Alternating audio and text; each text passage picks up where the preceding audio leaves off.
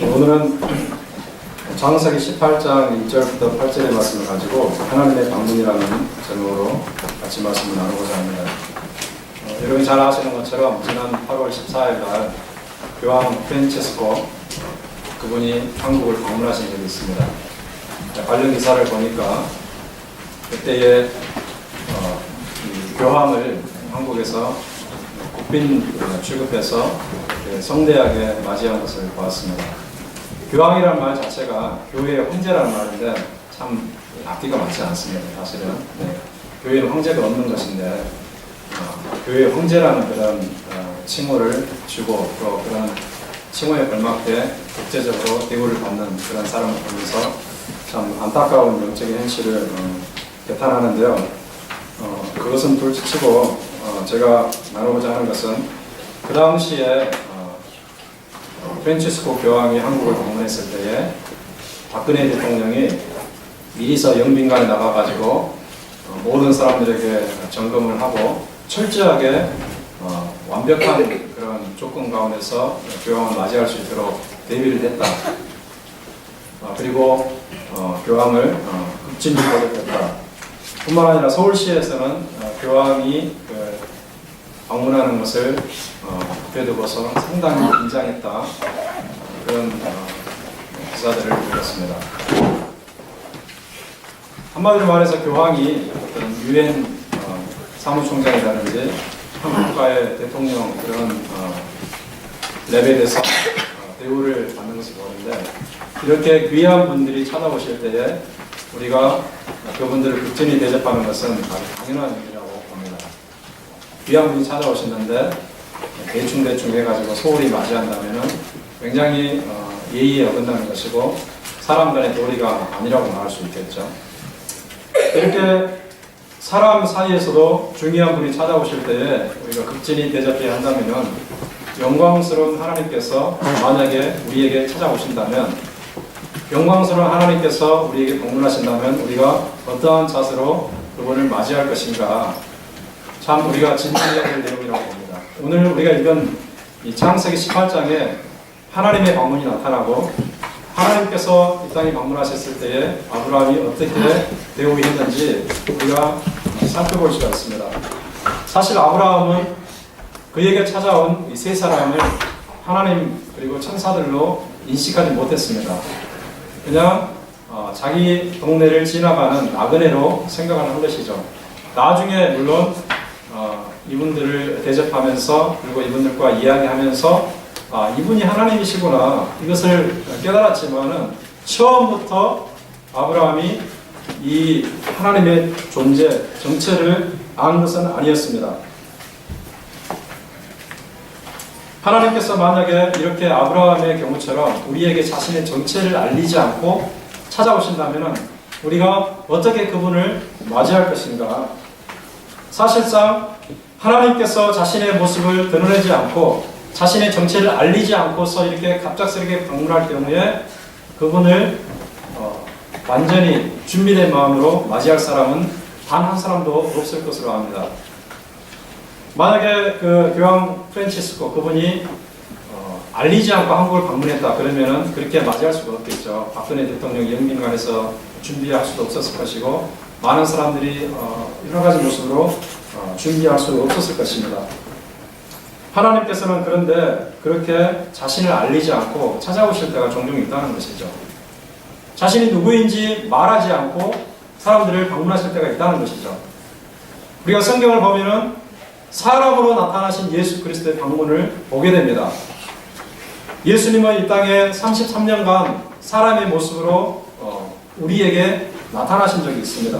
물론 2000년 전의 이야기이지만 그때에 사람들의 반응이 어떠했는가 크게 두 가지로 갈린다고 말할 수가 있어요. 한 부류는 그분을 지극정성으로 대접한 사람이 있었는가 하면은 한 부류는 무시하고 대적하고 소홀히 한 사람들이 있었습니다.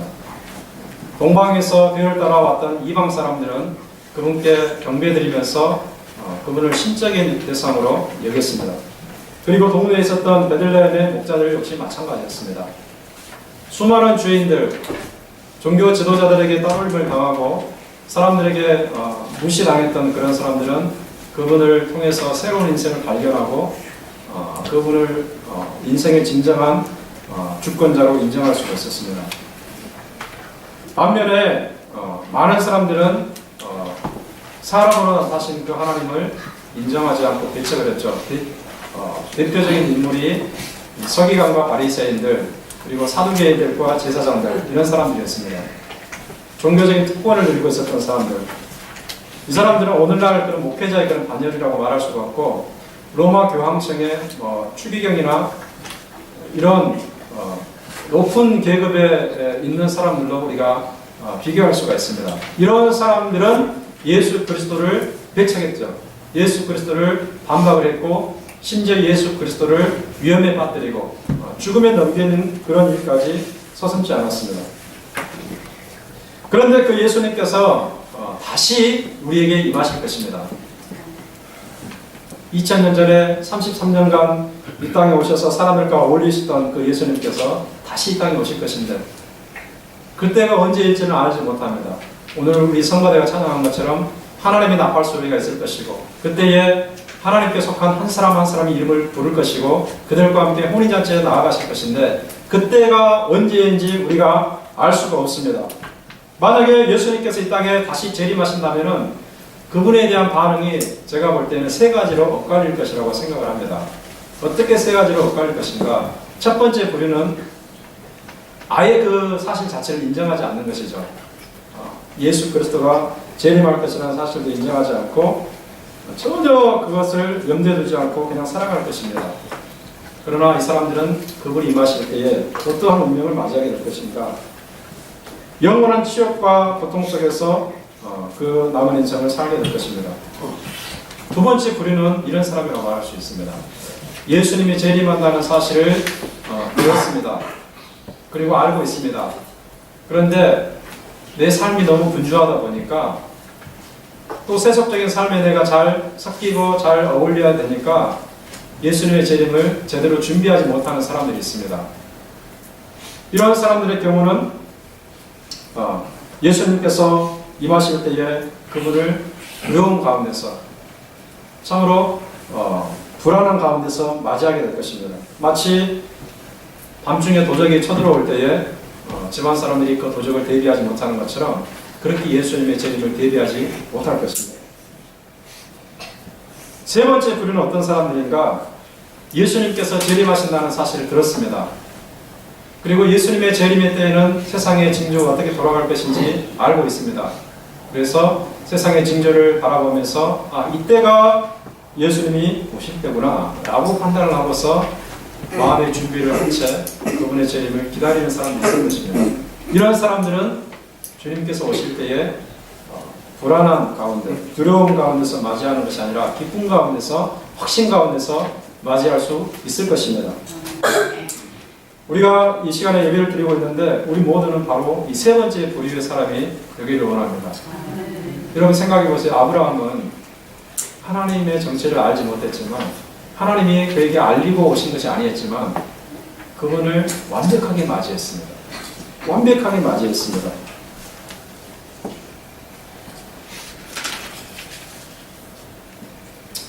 하나님께서 아브라함을 어떤 모습으로 찾아오시는가? 여러분 2절 말씀을 한번 보시기 바랍니다. 2절 말씀에 보시면 이렇게 기록이 되어 있습니다. 눈을 들어본즉 사람 셋이 맞은편에 서 있는지라.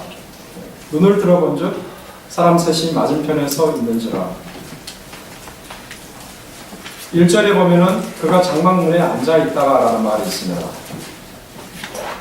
이것은 아브라함의 영적인 민감성을 대변해주는 표현이라고 말할 수 있습니다. 아브라함은 항상 집 안에 있는 것이 아니라 주로 장막문에 앉아 있었다. 이것은 뭐를 말하는가? 언제든지 자기 집 앞을 지나가는 사람들을 대접할 마음의 준비를 하고 있었다. 이것을 말해 주는 것입니다. 그래서 아브라함은 그런 준비가 되어 있었기 때문에 자기 집 앞에 찾아오신 하나님을 비록 그 정체는 몰랐으나 극진히 대접할 수 있었던 것입니다. 이와 관련해서 이 사건을 염두에 둔 히브리서 13장 2절에 보면 신약성경 이야기입니다. 신약성경 히브리서 13장 2절에 이렇게 말했습니다. 손님 대접하기를 잊지 말라. 이로써 부지 중에 천사들을 대접한 이들이 있었느니라. 손님 대접하기를 잊지 말라.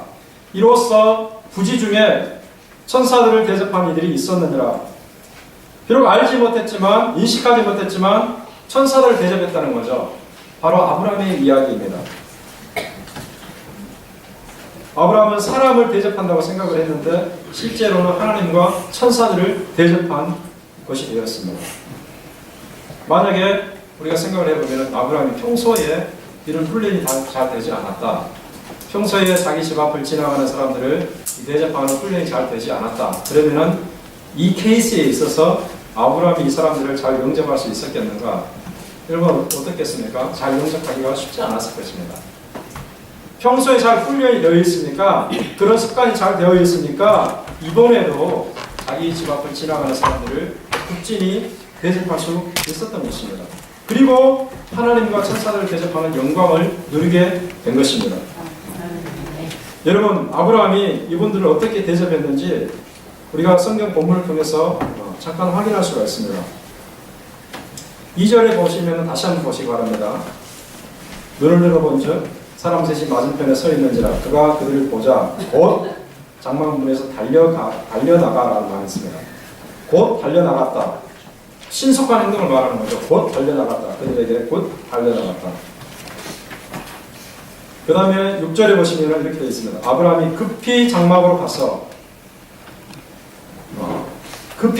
가서 자기 부인에게 음식을 준비하라고 그러는데 속히 고운 가루를 가져다가 반죽하라는 거죠. 그 다음에 7절에 보니까 아브라함이 또 가축대에 있는 곳으로 달려갔다는 말이 나오죠. 기름지고 좋은 송아지를 잡아 하인에게 주니 그가 급히 요리한지라. 제가 이렇게 강조해서 읽은 부분, 곧 달려갔고 속히 가져오라고 그랬고 달려갔고 급히 요리했다. 이것은 뭐를 말합니까? 다 공통적인 내용이 있죠. 신속성을 말합니다. 신속성, 급하게 했다는 거죠. 그만큼 이 손님 대접하는 일이 중요하다는 것을 말해주는 것입니다. 설렁설렁 느리게 한 것이 아니라 급하게, 신속하게 했다는 거죠. 그만큼 내 앞에 지나가는 손님들을 내가 놓쳐서는 안 된다는 거죠. 급하게 했다는 겁니다.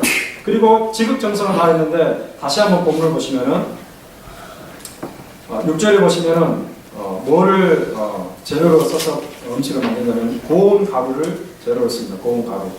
고운 가루라는 것은 오늘날 우리가 먹는 밀가루나 이런 가루를 말하겠죠. 그런데 오늘날에는 밀가루가 그냥 너무나 보편화되어 있기 때문에 이것이 얼마나 좋은지는 모르지만은 지금 이 시대는 4,000년 전입니다. 요즘에 밀가루처럼 갈 만한 그런 기술도 없고 거칠게 갈아서 이렇게 음식을 해먹는 시절인데 고운 가루라는 것은 아주 부자들만 먹었던 것이고 아주 중요하고 귀한 손님들을 대접할 때만 썼던 아주 값비싼 것이었습니다. 아주 지극정성을 다했다는 것을 알 수 있습니다. 그 다음에 7절에 보니까 아브라함이 직접 자기 가축대에 갑니다. 직접 가축대에 가가지고 어떤 송아지를 고르냐면 기름지고 좋은 송아지를 고르게 됩니다. 이건 역시 사실상은 1년에 한두 번 정도 먹을까 말까 하는 아주 고귀한 것이었습니다. 아주 소중한 것이었습니다. 평소에는 먹지 않는 것이었습니다. 그만큼 자기 집 앞을 지나가는 손님들을 중요하게 생각하는 것을 우리가 알 수가 있습니다.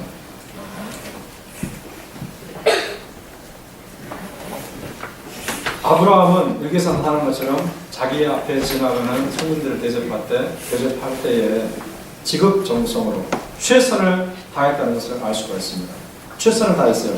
이렇게 최선을 다했을 때에 그에게 엄청난 복이 임하게 되는데 우리가 다 읽지는 않았지만은 9절 이하에 보면은 하나님께서 아브라함에게 그 자녀에 대한 예언을 다시 해주십니다. 사라가 다시 하나님의 때에 하나님께서 아들을 주실 것인데 그 아들이 그의 가문의 후계자가 될 것이라고 말씀해 주십니다.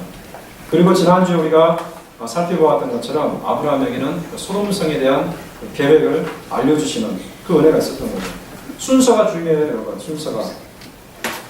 아브라함에게 자녀에 대한 예언을 해주시고 소돔성의 계획을 알려주시잖아요. 이것은 아브라함에게만 주신 특권인데 그에 앞서 무엇이 있었는가?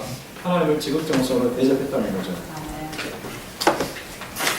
자, 그러면 우리가 하나님을 어떻게 대접할 것인가? 여러 가지 모습으로 나타날 것입니다. 가장 중요한 것은요, 여러분, 예배가 하나님을 지극정성으로 대접하는 중요한 내용이라는 것을 알아야 됩니다. 우리 예수님께서 그렇게 말씀하셨어요. 하나님은 영이시니 신령과 진료로 예배할지라고 했습니다. 수많은 교회들이 교회 모토를 정할 때 빼놓지 않고 정하는 모토가 있습니다. 예배를 중요하게 여기자는 거죠. 예배 중심, 예배를 빠지지 말자. 왜 그렇게 말하는가? 하나님을 가장 존귀하게 대접하는 표현이 바로 예배이기 때문에 그렇습니다. 여러분, 복음을 전해가지고 이렇게 예를 한번 들어봅시다. 지금은 다 우리가 예배를 계속 드리고 있는 사람들인데 우리 모두가 다 불신자라고 생각을 해봅시다. 그런데 제가 와가지고 여러분들에게 예수를 정의해가지고 여러분들이 예수를 믿게 되었다고 생각을 해봅시다. 그러면 가장 첫 번째로 변화되는 현상이 뭔지 아십니까, 여러분? 무엇을 하겠습니까? 예배를 드리게 됩니다. 찬양하고, 기도하고, 말씀 듣고, 예배를 드리게 됩니다. 결국, 하나님이 받으시는 가장 좋은 배우는 우리의 예배입니다. 하나님을 지극정성으로 예배 드리는 것. 주일날 사실 예배 드리지 않고 다른 일에 우선순위를 두는 것은 참 하나님 앞에서 우리가 해야 될 일이 아닙니다. 하나님은 우리의 마음을 받기를 원하시고 우리의 우선권을 취하기를 원하십니다. 여러분, 여러분의 자녀들이 여러분이 원하는 우선권을 행하지 않고 다른 엉뚱한 것에 신경이 쓰여 있다면 참 그 좋지 않겠죠. 우리 하나님의 자녀로서 예배드리는 것에 목숨을 걸어야 돼요, 사실. 예배드리는 것에 목숨을 걸어야 돼요. 여러분 잘 아시겠지만은 북한에 지하교회 성도들이 있습니다. 예수를 믿지 못하기 시작한 지 수십 년이 흘렀지만 그래서 공식적인 교회도 없고 공식적으로 신앙생활을 할 수가 없지만 그러나 공사나 되기 이전에 가졌던 신앙 그것을 잊지 않기 위해서 지하교회를 형성하고 있습니다.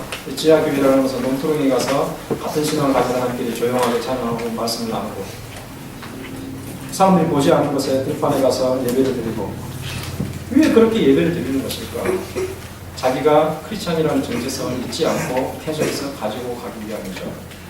나를 건지신 하나님, 나에게 소망을 주신 하나님, 그 하나님 잊을 수 없다는 것이죠. 그래서 예배는 중요한 것입니다. 예배만큼 하나님을 존귀하게 대우하는 것이 없습니다. 그러므로 여러분 예배를 중요하게 여기셔야 됩니다. 일상생활로 우리가 나아가면 우리 하나님을 어떻게 대접할 것인가? 하나님 우리 눈에 보이는 존재가 아니잖아요. 우리 예수님께서 힌트를 주신 적이 있습니다. 무슨 힌트를 주셨는가? 마태복음 25장에 보면은 어떤 비유가 나오냐면요. 양과 염소의 비유가 나옵니다. 심판의 때 양들을 쭉 세우고 염소들을 쭉 세우고 심판하잖아요. 그런데 양들에 대한 그 심판의 내용과 염소에 대한 심판의 내용이 다르죠. 어떻게 다릅니까? 양들은 쉽게 말하면 구원받게 되고 염소들은 버림받게 되는데 무슨 차이인가? 무엇을 근거로 그렇게 말하는 것인가? 지극히 작은 자 하나를 대접했는가 아닌가를 판단하는 거죠. 지극히 작은 자 하나에게 물을 떠주면은 예수 그리스도 이름으로 물을 떠주면은 곧 그것은 나에게 한 것이다라고 말합니다.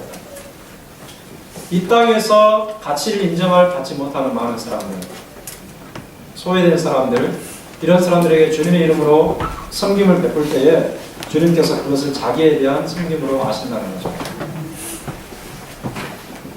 테레사 수녀가 왜 그렇게 위대한 사람으로 칭송이 되는가? 그것은 다 이유가 있습니다. 테레사 수녀가 인도의 캘커타에서 인도의 성녀로서 그렇게 이름이 높아졌는데 그것은 다 이유가 있죠. 주님의 이름으로 그가 할 수 있는 모든 일을 가난한 자들에게 했습니다.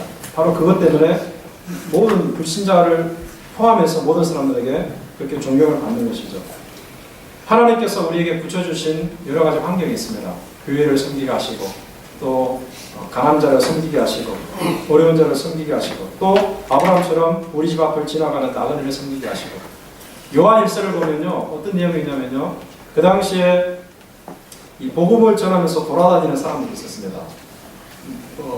바울 같은 사람도 대표적인 그런 사람이라고 말할 수가 있는데 사람들이 돌아다니면서 복음을 전하기 위해서 숙소가 필요하잖아요. 오늘날에는 뭐 여관 시설도 다 잘 돼 있고 호텔 시설도 잘 돼 있고 또 교회 같은 경우는 무슨 선교사들을 위한 숙박 시설도 잘 돼 있고 여러 가지 것들이 다 잘 돼 있는데 그 당시에는 그런 시설이 물론 있긴 있었지만 아주 극소수였고 이용하기가 쉽지 않았습니다. 그런 상황에서 복음 전환자들을 위해서 어떤 일을 교회가 했어야 되는가 그들을 영접해서 받아들이는 것입니다. 우리 동양 문화도 사실 그런 거잖아요. 지나가는 나그네에게 물 한 그릇 떠주는 것이 동양 문화인데 그러나 그와 같은 일을 멸시하고 무시하고 또 그와 같은 일을 하는 사람을 쫓아내고 비난하는 그런 사람들이 있었습니다. 그런 사람에 대해서 사도 요한은 저주를 퍼붓는 그런 얘기를 하는 것입니다. 우리가 하나님을 충분히 대접할 수 있는 환경들이 있습니다. 여러분, 영적으로 어떻게 대접할 것인지 또 사회적으로 환경적으로 어떻게 대접할 것인지 하나님께서 시시때때 우리에게 영감을 주시는 경우가 있습니다. 우리가 그런 경우를 맞이한다면 하나님을 대접하는 그런 영광을 놓쳤어야 되겠습니까? 이 은혜가 저와 여러분이 있기를 주님의 이름으로 축원합니다. 자, 이것을 영적으로 우리가 다시 한번 대입한다면은 하나님에게 아브라함이 알리지 않고 찾아오신 것처럼 우리 주님께서도 다시 찾아오신다고 말씀하셨죠. 데살로니가전서 5장을 보면요, 예수님께서 이 땅에 재림하시는 그 상황을 말씀합니다. 두 종류의 사람에게 두 종류의 다른 모습으로 나타난다고 말합니다. 한 사람에게는 도적같이 임하십니다. 도적같이. 한 사람에게는 대낮에 있는 사람처럼 임하게 됩니다. 도적같이 임한다는 것은 무슨 말입니까? 갑작스럽게 예고 없이 호련히 임한다는 것이죠. 호련히. 어떤 사람에게 그렇게 임하는가? 어두움 가운데 있는 사람들에게. 어두움 가운데 있는 사람들에게. 이게 무슨 말인가? 영적으로 하나님을 부정하고 윤리적으로 악하게 살아가는 사람들. 하나님을 부정하고 윤리적으로 악하게 살아가는 사람들에게 예수님은 도적같이 임하게 되는 것입니다. 당혹스러운 재림을 맞이하게 되겠죠. 반면에 빛 가운데 깨어있는 사람들에게는 주님께서 빛 가운데 임한다고 했습니다. 그 사람들이 평안을 누릴 수 있는 방식으로 임한다고 했습니다. 이것이 사실 오늘 우리가 읽은 본문과 직접 연관이 되어 있습니다. 여러분 18장 1절을 다시 한번 보시기 바랍니다. 제가 데살로니가전서 5장과 이것이 어떻게 연관되는지 설명드리겠습니다. 18장 1절에 보시면 이렇게 되어 있죠. 여호와께서 마무리 생수리 나무들이 있는 곳에 아브라함에게 나타나시니라. 날이 뜨거울 때에 그가 장막문에 앉아있다가 이런 말이 있습니다. 시간을 보시기 바랍니다. 아브라함이 언제 어떻게 앉아있었는가? 날이 뜨거울 때에 장막문에 앉아있었다. 뜨거울 때에 이것은 해가 중천에 떠있을 때로 말합니다. 해가 중천에 떠있을 때로 말합니다. 해가 중천에 떠있다는 것은 대낮을 말하겠죠. 아브라함에게 하나님은 대낮에 임하셨습니다. 그런데 이것이 왜 중요한가? 여러분 한 장 넘기셔서 19장 1절 한번 보시기 바랍니다. 19장 1절에 보면은 이런 말이 있습니다. 저녁 때에 그 두 천사가 소돔에 이르니라는 말이 있습니다. 여기도 시간이 나와 있죠. 하나님의 천사들이 소돔성을 방문한 시간은 언제인가? 저녁 때에, 어두울 때에 라는 말, 어두울 때에. 이 두 구절을 보면서 위얼스비라는 그 성경학자는 이렇게 해석을 했어요. 제가 이 두 분의 해석을 빌려와서 여러분에게 말씀을 드립니다. 하나님께서 하루 중에 해가 가장 높이 떠 있을 때에 아브라함을 찾아오신 이유가 무엇인가? 반면에 하나님께서 어두울 때에 소돔성을 방문하신 이유가 무엇인가? 그것은 아브라함은 빛 가운데 행하고 있었다는 것을 알리기 위함이고 소돔성 사람들은 어두움 가운데 행하고 있었다는 것을 알리기 위함이다. 이렇게 설명을 했어요. 굉장히 의미심장한 해석입니다. 아브라함은 평소부터 빛 가운데 행하고 있었습니다. 빛 가운데 행하고 있었습니다. 하나님을 인정하고 윤리적으로 바른 삶을 추구하고 거룩한 삶을 추구하고 올바른 삶을 살아가고 있었습니다. 그 아브라함에게 대낮에 찾아오시고 반면에 소돔성 사람들은 어두움 가운데 행하고 있었습니다. 하나님을 부정하고 윤리적으로 악하게 살아가고 자기들의 기분에 따라서 감정에 따라서 온갖 좋은 것을 행하는, 그러나 하나님 앞에서는 악한 삶을 살아갔다는 것이죠. 바로 그런 사람들에게 어두운 가운데 하나님께서 찾아가시고 심판하셨다는 것입니다. 재림일 때도 마찬가지예요. 제가 이 말씀을 계속해서 예수님이 재림과 오버랩 시키고 있는데, 재림일 때도 마찬가지예요. 어떤 사람들은 어두운 가운데 있을 것입니다. 어떤 사람들은 빛 가운데 있을 것입니다. 그럼 누가 예수님의 재림을 기쁨으로 평안함으로 맞이할 수 있을 것인가? 질문 하나만 하겠죠, 여러분. 빛 가운데 있어야 돼요. 정의로운 삶을 살아야 돼요. 하나님을 인정하고 하나님으로 존중해드리고 하나님의 말씀을 따라 진리 가운데 거룩한 삶을 살아야 됩니다. 이러한 사람들은 하나님의 나팔 속에 몰릴 때에, 예수 재림이 가까울 때에 두렵지 않습니다. 평안합니다. 확신이 있습니다. 여러분, 이 확신이 여러분에게 있어야 돼요. 이와 같은 확신이 여러분 모두에게 있기를 주님의 이름으로 축원합니다. 자, 제가 이 말씀을 가지고 한 가지 더 살피고 말씀을 마치고자 하는데, 그러면은 왜 하나님께서 아브라함을 방문하시는 것인가? 왜 하나님께서 빛 가운데 행하는 아브라함을 방문하시는 것인가? 그 중요한 목적이 무엇인가? 이것은 짧게 우리가 살펴볼 수 있지만 내용은 중요한 내용입니다. 그것은요, 하나님께서 아브라함과 교제하기 위함입니다. 여러분 8절을 한번 우리 같이 읽어보겠습니다. 8절 시작. 아브라함이 옮긴 적과 의유와 하인이 요리한 송아지를 가져다가 그들 앞에 차려놓고 나무 아래에 모셨음에 그들이 먹으니라.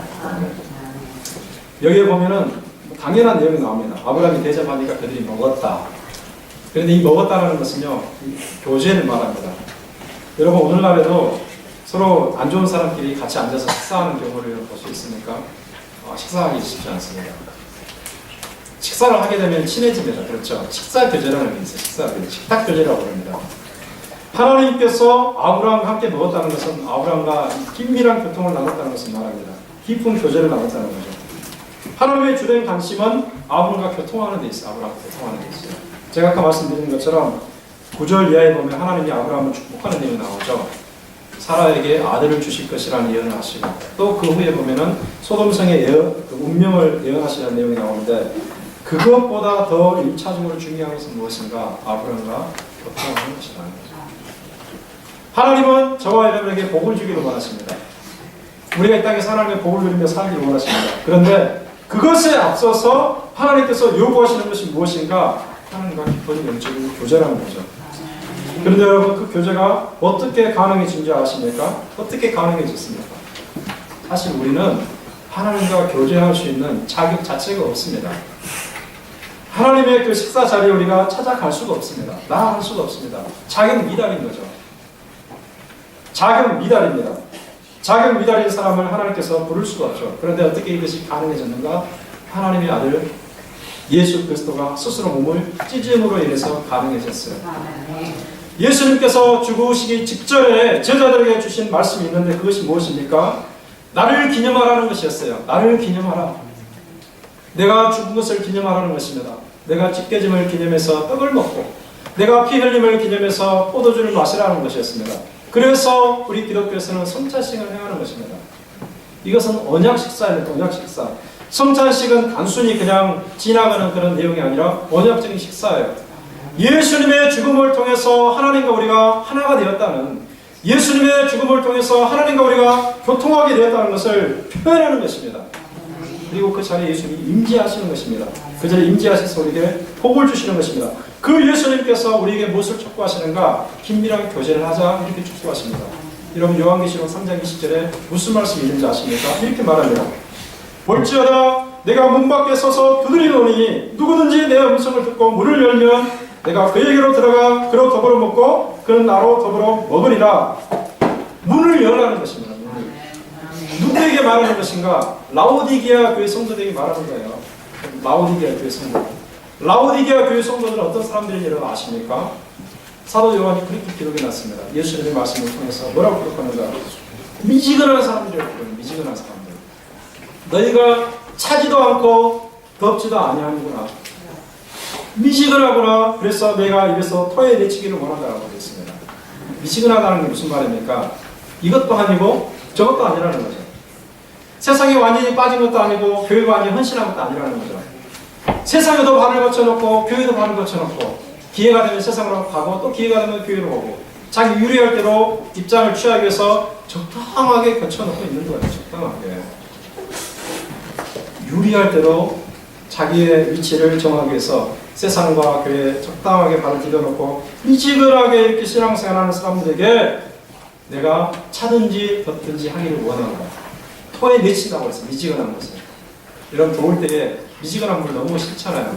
시원한 얼음을 마셔야 되잖아요. 아주 추울 때는 뜨거운 물 마셔야 되잖아요. 그런 거라고 생각해 보시면 되는 거예요. 미지근한 물 아주 싫습니다. 예수님께서 싫어하신다는 거예요. 그런 사람에게 축구하는 바가 그것입니다. 문을 연다는 거예요. 미지근한 자세에 있는 사람들, 세상과 교회의 발을 동시에 거치고 있는 사람들에게 문을 열라는 거예요. 문을 열면 어떻게 됩니까? 주님이 들어오십니다. 들어오시면 어떻게 됩니까? 그로 더불어 먹고 나로 더불어 먹으리라. 먹고 마시는 서로 교통하는 역사가 일어난다는 것입니다. 여러분, 하나님은 방문하십니다. 뭐를 통해서 방문하시는가? 말씀을 통해서 방문하시고 영적인 감동을 통해서 방문하시고 또 하나님께서 여러 사람을 통해서 충고하시는 것을 통해서 방문하시고 깨달음을 통해서 방문하시고 여러 가지 모습을 통해서 방문하실 때 하나님께서 우리에게 요구하시는 것이 무엇인가? 문을 여는 것입니다. 여러분, 문을 여시고 주님을 받아들여서 주님과 더불어서 영적인 교통을 이루시기 바랍니다. 그 이후에 하나님 주신 신령한 복이 우리에게 임하실 것입니다. 이 은혜가 저와 여러분의 있기를 주님의 이름으로 축원합니다.